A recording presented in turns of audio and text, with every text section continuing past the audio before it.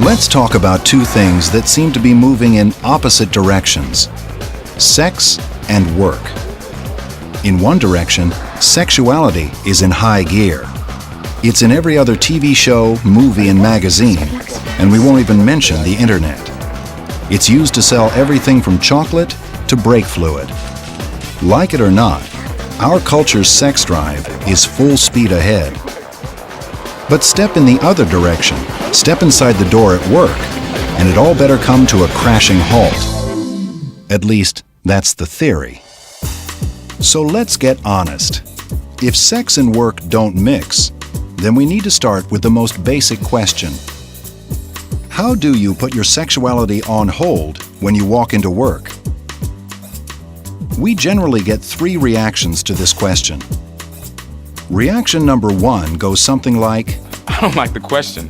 I'm not responding to that. My private life. My private life? My private life is none of your business. That's none of your business. Reaction one, my private life is none of your business. Reaction two is more like, My sexuality? I barely have time for a social life if I can't flirt at work. If I can't flirt at work? If I can't flirt at work, I got nothing. Reaction two, what's wrong with a little flirting? And reaction three, why should I put anything on hold? I am who I am. I am who I am. I am who I am. Take it or leave it. Take it or leave it. I am who I am. Take it or leave it. Those are all honest reactions to that question, and we promise we'll address each of them. Let's start with the third one and work backward. On the surface, reaction 3, I am who I am, take it or leave it, is an honest, straightforward way to live. But does that mean you never change your behavior? You never edit what you say or do to avoid offending others? Oh, yes! Son of a... big gorilla! Most of us instinctively adjust our behavior to fit our surroundings. We filter what we say and do. Most of us. George was a much greatly admired friend to all. Hello. Oh, hey, what's up with you? What? Missing him dearly.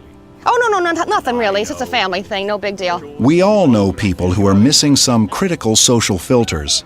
They seem to be unaware of where they are or who they are with. Are you kidding? I don't know half these people. Okay, yeah. Whatever pops into their head comes straight out of their mouth. Filters are a natural part of life as a social human being. At work, these same filters are the key to putting our sexuality on hold and showing respect to others. For example, let's say you think someone you work with would enjoy a suggestive cartoon or email. Before you send it, ask yourself, would I send this to my grandma? This is appropriately called the grandma filter. Or let's say you think someone you work with looks particularly attractive one day. Rather than offering a suggestive remark about your coworker's body, ask yourself, how would I compliment my grandma? That's a pretty outfit. Oh, thank you, sweetheart. It was on sale. See how it works? Compliment someone's fashion, not their body. Or better yet, compliment their work rather than their appearance. When in doubt, ask yourself, would you say that to your grandma? If the answer is no, don't say it. Don't send it. Or do it. Because you know better. you are who you are. Maybe you can't control how you think, but with your grandma filter, you have complete control over how you interact with others at work. Let's go back to the second response. Those of you who answered, My sexuality? I barely have time for For a social life, if I can't flirt at work, I got nothing. Reaction 2. What's wrong with a little flirting? It's true that the friendships we make at work are often the best part of the job. The problem comes when friendship turns into flirting. What starts out as harmless fun can turn into something very different. It's important to understand the difference between flirting at work and flirting in life. That's Jeremy, 26, single, looking for love. Hey, I'm Jeremy. Kim. That's Kim, 22, single, not interested. But that's not going to stop Jeremy from trying. And why not? It's a party. No harm, no foul. Okay, there's our teaching moment. Flirting is nothing more than a small sexual advance. At a party, it's reasonable to assume that sexual advances may come with the territory. If the advance goes too far, the offended person can just walk away or leave the party altogether. At work, we don't have that choice. There you go, Mr. Brown. We can't leave. We have to be here to earn a living. How's it going, beautiful? Fine. Are you uncomfortable with the fact that you're beautiful? Do you have a work-related question? At work, sexual advances are not part of the job description. When they're unwelcome, there's no escape. That can lead to what the law calls a hostile work environment. That happens when there's a pattern of unwelcome sexual behavior that interferes with work. Can I help you? Going back to our party for a moment, if this were a company celebration or any kind of officially sanctioned work event, then this is work. The rules for the workplace apply completely. But in this case, it is just a party. So what's the worst that can happen? A wet shirt, a few loose teeth? At work, it goes in a very different direction.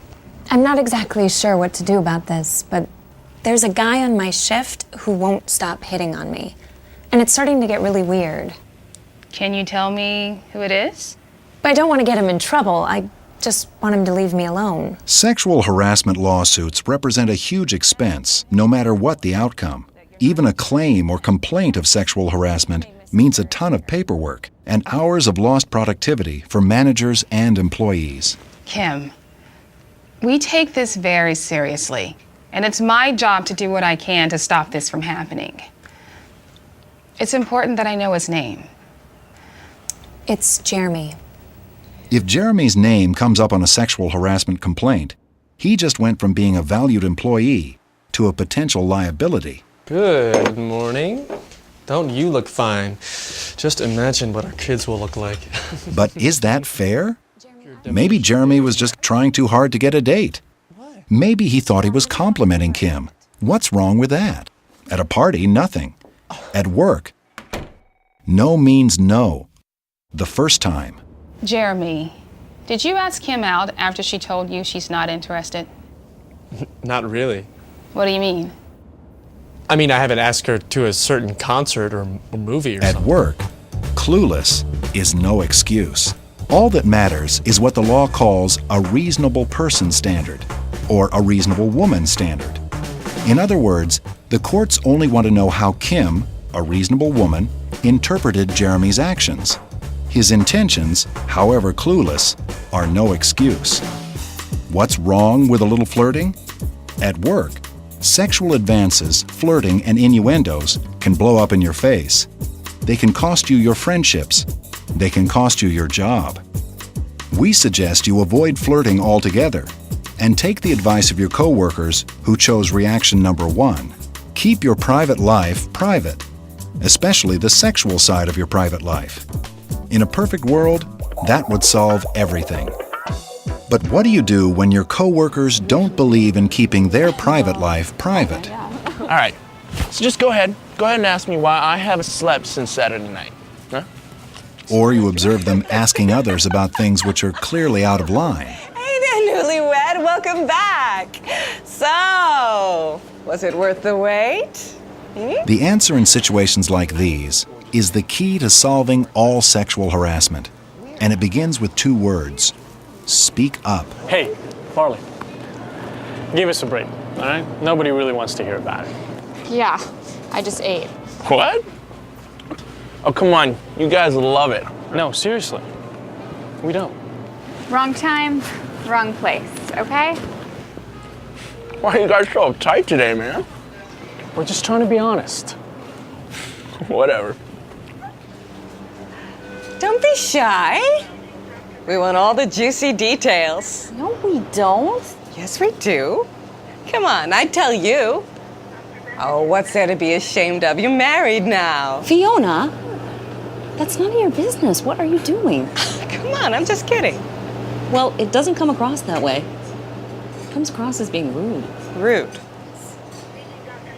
Tamara. Just because you may be comfortable mixing your private life with your work life, don't assume everyone is. You may be wise to try out another filter, which goes, if it's not about business, it's none of your business. The vast majority of you are already very good at keeping your private life and your business life separate. Even though you are not part of the problem, you are the key to the solution. Your company is ready and willing to take action, but they need your help. It comes back to those two words. Speak up. Speak up. There are basically two kinds of harassers, and both can be stopped by speaking up. Hey, Sylvia. The first kind are the clueless.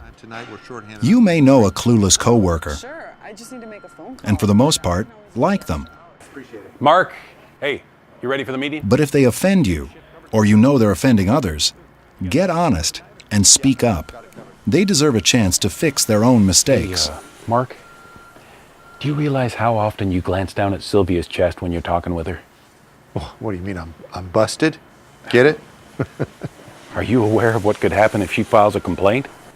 It bothers her. I've watched her face when you do it. You think she'd really file a complaint? Well, that's not the point. It offends her. That's not what you want, is it? No. The clueless need to get a clue. If you're not comfortable doing that, make sure you speak up to a supervisor and let them do it for you. There's another kind of harasser who's far from clueless. They enjoy offending, intimidating, and victimizing people. This second kind is the predator. Ah, alone at last. What's that perfume you're wearing? It really does it for me. But I suppose all that's part of your little tease, isn't it? Predators don't need to get a clue. They just need to get gone. Your company wants these kind of employees gone as much as you do. They want you to work where you feel safe and respected. Predators sometimes use threats or power for sexual favors. This is called quid pro quo harassment. It literally means this for that, and it's clearly illegal. Did you get my note? I think you've got the wrong idea about me. I don't think so, Ricky. I've seen you look at me. I know your little secret, and I'm good at keeping secrets. Besides, I'm not talking about a long-term thing here, just a little fun. What's wrong with that? What's wrong is that I'm not interested in seeing you, so please just drop it. I mean, we work together. Let's just keep it that way. No, actually, you work for me. Quid pro quo harassment isn't always obvious, Come in and close the door. but it always comes from those with the power to affect your job. So the figures I was looking at earlier. Can I tell you something in confidence? Sure. I find you very attractive. Thank you.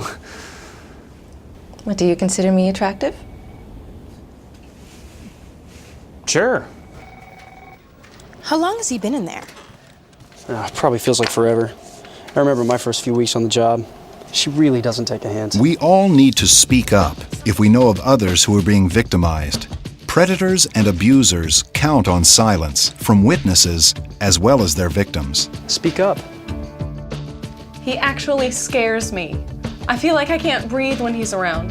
If you're afraid to confront a predator, go directly to your supervisor, their boss, or your human resources department. When it comes to sexual harassment, it's time to get honest. So speak up. You deserve to work where you feel safe and respected. So be on your best behavior at work. Filter your language for those around you. Some conversations are better left private. Use your grandma filter to keep your words and actions polite and respectful. And when in doubt, just keep your mouth shut. Because you know better. And when it comes to flirting, no means no the first time. Your intentions, however clueless, are no excuse. What matters is how a reasonable person could interpret your actions. And if it's not about business, it's none of your business. Let your coworkers decide what personal information they want to share. In the same way, don't assume everyone wants to hear about yours. Morning, guys. How you doing? And keep your private life private, especially the sexual side of your private life. We all deserve a safe and respectful place to work. Our hope is that by getting honest and speaking up, we can make sexual harassment a thing of the past. Thank you for watching.